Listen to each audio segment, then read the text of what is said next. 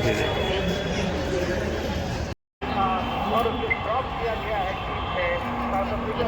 बच्चों को भी ले आते तो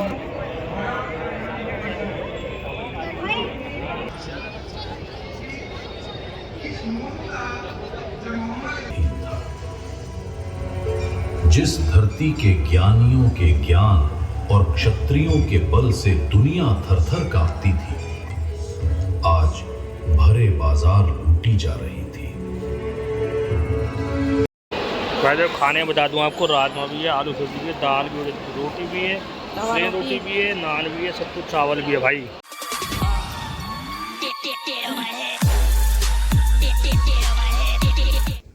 welcome back to my new vlog. हर हर महादेव। करते आज के दिन की शुरुआत अपने फैमिली और बच्चों के साथ। आज हम जाने वाले हैं, आज आपको दिखाने वाले हैं, दिल्ली रोहिणी में लगा हुआ है आर्य समाज का महासम्मेलन, जिसको 150 साल पूरे हो चुके हैं। तो आज हम जाएंगे वहाँ, दिखाएंगे आर्य समाज के बारे में, बताएंगे, कुछ खुद भी जानकारी लेंगे और आपको भी कुछ दिखाएंगे, दे पाएंगे जानकारी अपने वीडियो के थ्रू। तो हमारे व्लॉग आज कुछ खास होने वाला है। आर्य समाज के बारे में जानेंगे, वेदों के बारे में जानेंगे, गुरुकुल के बारे में जानेंगे और बाकी जो भी है चलते हैं, दिखाते हैं। कहाँ जा रहे हो आप? ये कहाँ लाइटिंग वाइटिंग इतनी हो रही है? हम जा रहे हैं पार्टी। पार्टी पहले बताते थे अच्छी तरह लहंगा वहंगा पहन के आती है, तैयार हो गए। ट्रैफिक बहुत हो रखा है, जाम में फंसे हुए हैं पिछले आधे घंटे से हम। चलो चलो आप। इतनी देर घूमने के बाद फाइनली हमें पार्किंग मिल गया। तो कैसा लग रहा है पार्किंग मिलने के बाद? बड़ी मुशक्कत के बाद मिली है पार्किंग भाई, मिल तो गई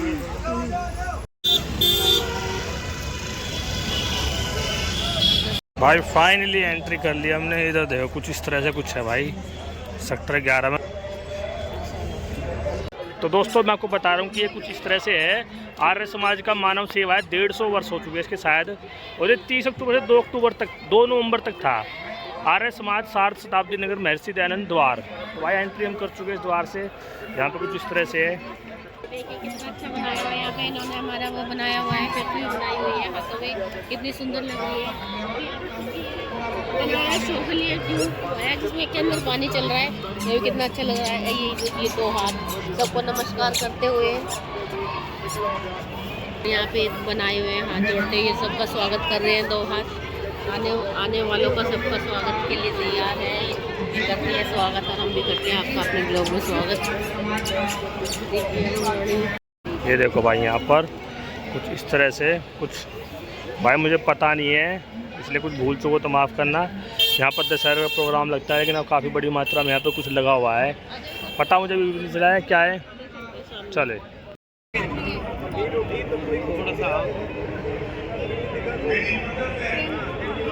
इधर देखो भाई, गुरुकुल बना रखा है पूरा, गुरुकुल। इधर साथ में देखो गुरुकुल लिखा भी हुआ है। चले बिना इसके अंदर।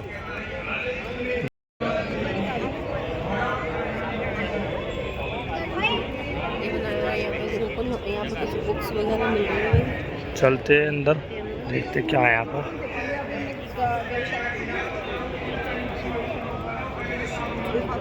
हवन वगैरह हुआ था भाई, यहाँ पे हम लेट आए हैं।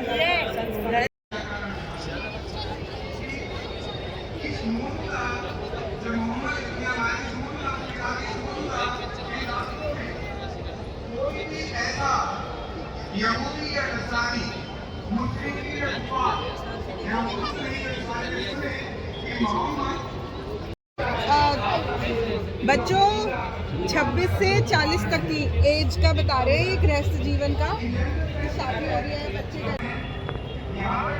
भाई ये बहुत बड़े लेवल पे भाई, फर्स्ट टाइम देखा दशहरा का मेला भी इतना बड़ा लगता, मतलब मैं आपको दिखा नहीं पाऊंगा, इतने बड़े लेवल पे है भाई ये। जितने ग्राउंड में 3-4 मेले लगते हैं दशहरा, पूरे में एक मेला लगाया हुआ है, इन्होंने बनाया हुआ है। ये देखो यहाँ पे वेद है, यहाँ पर ऋग्वेद, यजुर्वेद, सामवेद, अर्थवेद।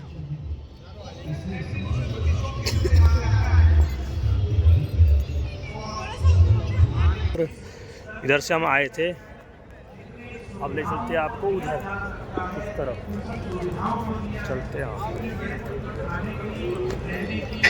तो दोस्तों ये जो महासम्मेलन है बहुत अंतर्राष्ट्रीय बड़े लेवल पर था। ये हमारे भारत से तो आए हुए थे, यहाँ पर लोग भारत देश से भी आए हुए थे। यहाँ पर जो मैंने अपने पिछले लोगों में दिखाया था कि बस खड़ी थी बहुत सारी, 150-200 रोड पर, वो यहीं की थी। हमें लेट पता चला, इसलिए हम 2 नंबर को यहाँ पर पहुँचे हैं। तो मैंने सोचा चलो आपको दिखा देते हैं, हम भी थोड़ी नॉलेज देते हैं और आपको भी शायद मिल जाए नॉलेज। बाकी बस हम दिखाते हैं आपको आगे चल के क्या है यहाँ पर। सामने चलते हैं ना, वहाँ देखते हैं लिखा हुआ है यहाँ पे ईश्वर का बनाया ब्रह्मांड और हमारा आर्यव्रत। चलते भाई, अब तो ये सिमट रहा है भाई, हमने लेट कर दिया, पता नहीं था 2 तारीख तक है, नहीं तो अगर पहले आते तो हम प्रॉपर दिखाते क्या हुआ है यहाँ पर, किस तरह से पूजा या जो भी हुआ है। अदरवाइज यहाँ पे हमारे माननीय प्रधानमंत्री नरेंद्र मोदी भी आए थे, कल नहीं परसों आए थे। हाँ परसों। तो हमने सुना है यहाँ पे आए थे, हमें पता नहीं चला, नहीं तो हम उसी दिन आ जाते हैं यहाँ पे, आपको दिखाते, लाइव दिखा देते आप लोगों को। तो चलो अंदर चलते हैं ब्रह्मांड पे, देखते हैं।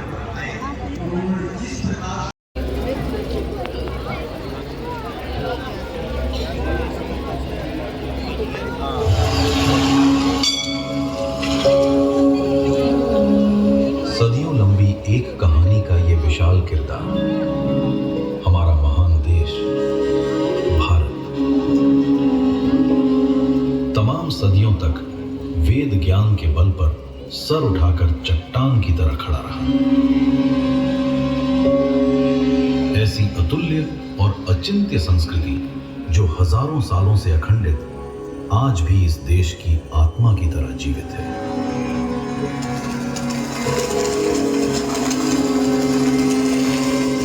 मनुष्य जाति को संगीत के सुर हमने ही दिए। ज्ञान विज्ञान का मूल स्त्रीत ये आर्यावर्त ही रहा। उन्नत आयुर्वेद का कारण ही महाभारत के भीष्म 250 वर्ष की अवस्था में युद्ध के मैदान में थे। गणित के मूल सूत्र, अग्नि विद्या, शब्द विज्ञान, रंगों की विद्या, रसायन विद्या, शल्य चिकित्सा, ब्रह्मांड का ज्ञान, खगोल विद्या, नाट्य शास्त्र, योग विद्या, वास्तुकला, हमने ही तो दुनिया को दी। अणु और परमाणु विद्या के स्रोत हम ही थे। हमारे ही चक्रवर्ती सम्राटों के आधिपत्य को विश्व भर के राजा स्वीकार करते थे। मनुष्य समाज को संविधान भी हमने ही मनुस्मृति के रूप में दिया। कानून इतना मजबूत था कि कहते हैं कि हवा भी चलने से डरती थी कि कहीं मेरे चलने से किसी स्त्री का आंचल न उठ जाए। मर्यादा इतनी उच्च कि लक्ष्मण माता सीता के गहने भी न पहचान सके। छुआछूत, व्यापार में हम अग्रणी और संपन्नता के कारण हम कहलाते थे सोने की चिड़िया। ये सब वेद मार्ग के अनुकरण का ही तो परिणाम था। आत्मा तो अमर है, लेकिन शरीर कभी कभी मलिन हो जाता है।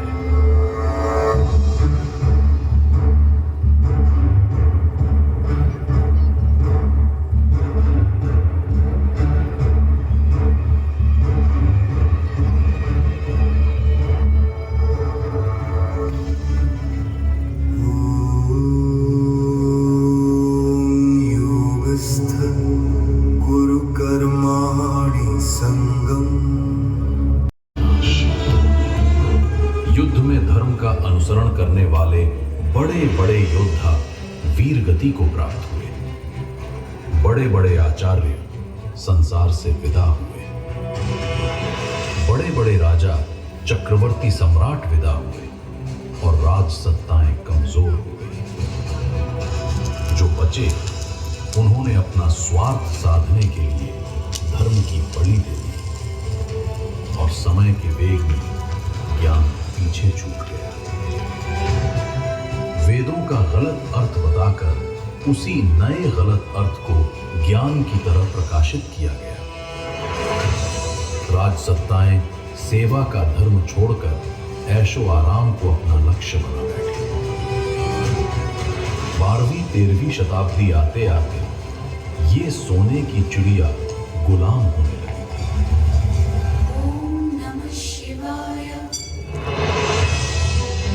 जब सोमनाथ का मंदिर लूटा जा रहा था, तब हम हाथ जोड़कर भगवान से प्रार्थना कर रहे थे कि अपनी भी रक्षा करो और हमारी भी।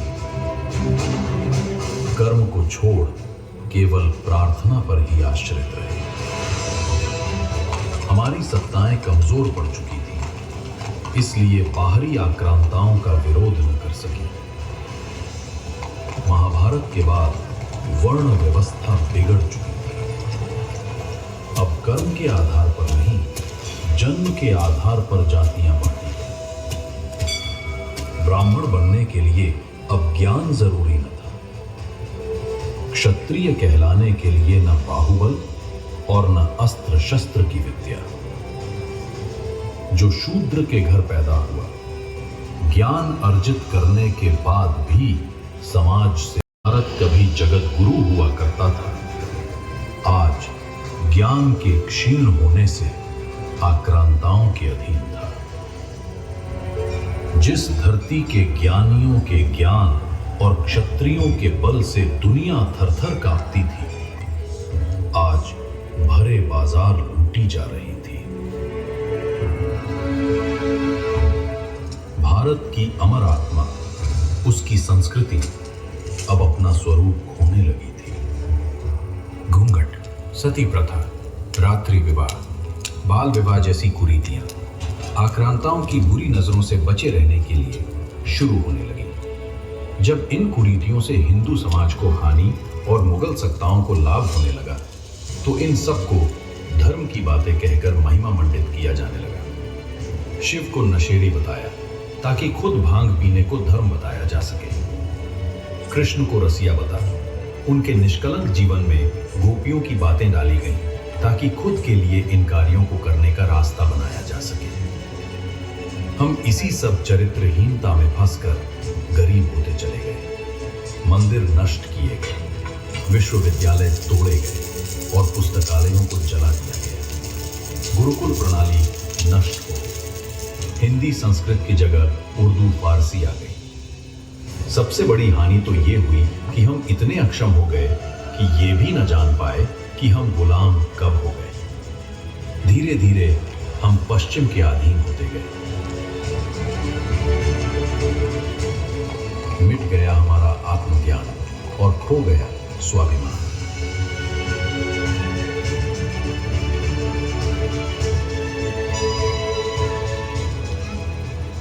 एक आक्रांता से दूसरे के हाथ में हमारी भारत मां की अस्मिता कब राष्ट्र में स्वाभिमान से जी भी रहे हैं। आज हम फिर सर उठाकर खड़े हैं, गर्वित अपनी महान संस्कृति पर सोचा कभी किसने हमें झकझोरा, जगाया और एहसास कराया कि सच्चा सुख स्वशासन में ही है। आखिर वो कौन था जिसने हमें एक महान मंत्र दिया, स्वदेशी का महान मूल मंत्र? किसने हमें सोने की चिड़िया के सुखद उड़ान का सपना फिर से दिखाया? आखिर कौन था जिसने सर्वप्रथम ये बताया कि भारत विश्व का सिरमौर था, तुम्हारा था। ये आर्यावर्त तुम्हारा ही रहेगा। क्या जानना नहीं चाहेंगे किसने समाज और राष्ट्र की परिवर्तन के लिए क्रांतिकारी पैदा किए? जानना चाहोगे ना? आइए जाने उस महान व्यक्तित्व और उनका महान कार्य।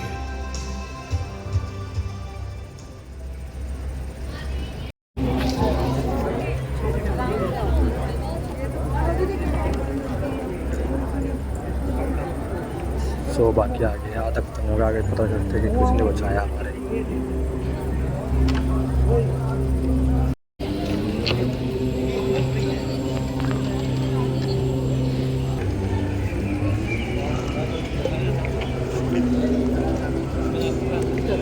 अच्छा था काफ़ी सो, है ना यार, काफ़ी अच्छा लगा देखकर।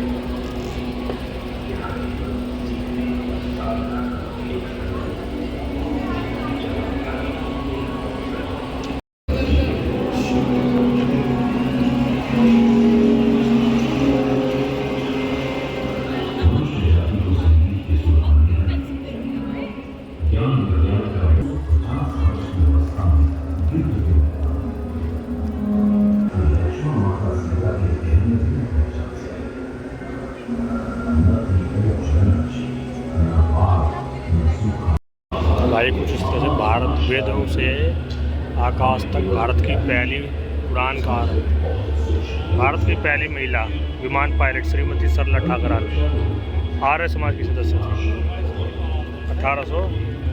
1895 में। भाई देखो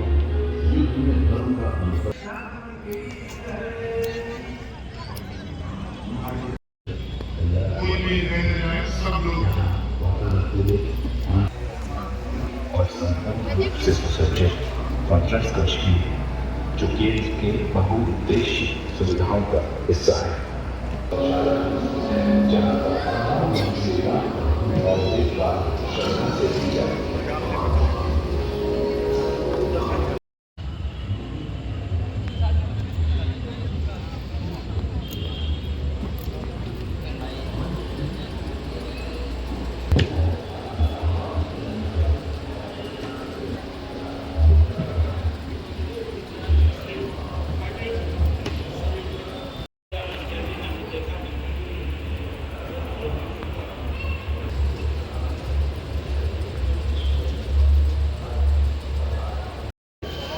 तो ये देखिए यहाँ पे मैप दिया हुआ है, देखिए कितने बड़े लेवल पे यहाँ पे इन्होंने इतने बड़े एरिया में यहाँ पे लगाया हुआ है इसको। भाई हमें बच्चों के यहाँ पर 10। अब देखो यहाँ पे कुछ है, जल्दी जल्दी कवर कर रहे हैं पूरा दिखाएं। इतना ही लो थाली में, व्यर्थ न जाए नाली में। देखो यहाँ पे खाना भी था, यहाँ पे कुछ स्टॉल है, देख सकते हैं आप। चप्पल वप्पल यहाँ पे मिलती है इस तरह से। यहाँ पर एक खाने का वो अरेंजमेंट है यहाँ पर जो बाहर से आए हुए हैं भारतीय, जो भी, क्योंकि भूख तो लगेगी भाई, तो इसलिए बना रखे कैंटीन टाइप में। यहाँ पे लुत्फ उठा सकते हैं यहाँ पर।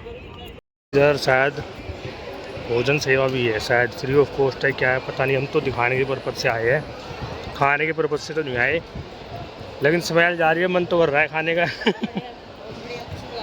बहुत बढ़िया खुशबू आ रही है भाई, सेम ऐसे ही। देखो दिखाते हैं आपको, लेते हैं फिर दिखाते हैं। भाई इधर मिल रही है प्लेटें भाई, इस तरह से कुछ खाना भाई बहुत अच्छे लेवल पे। सारे गर्म गर्म रोटी बन रही है यहाँ पर।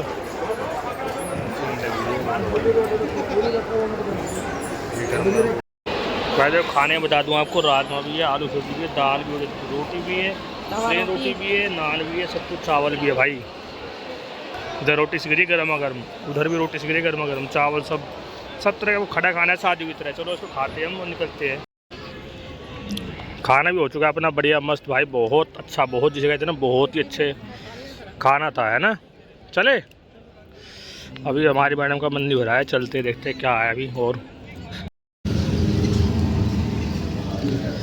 पीने का पानी की जल सुविधा भाई, ठंडा बढ़िया जल शुद्ध। ये यहाँ पर आर्य समाज के नंबर है जो उनसे जुड़ा जाता है आर्य समाज से, तो आप व्हाट्सअप नंबर भी, नॉर्मल मिस कॉल नंबर।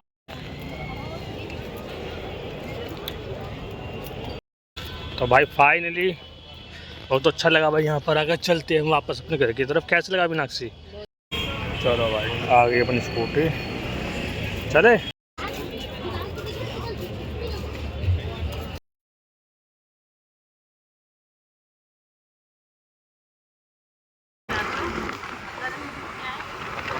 भाई रात के 11 बज चुके हैं, अब जा रहे हैं हम घर। आज घर वाले बोले कहाँ फरार हो गई है, थोड़ा टाइम लग गया निकलने में हमको। मौसम वही नंबर का भाई, सर्दी शुरुआत हो गई है। रात का जो समय है ना, मज़ा आ रहा है भाई, ठंडी ठंडी हवा, ये मौसम होता है बढ़िया घूमने का। आपको ठंड लग रही है?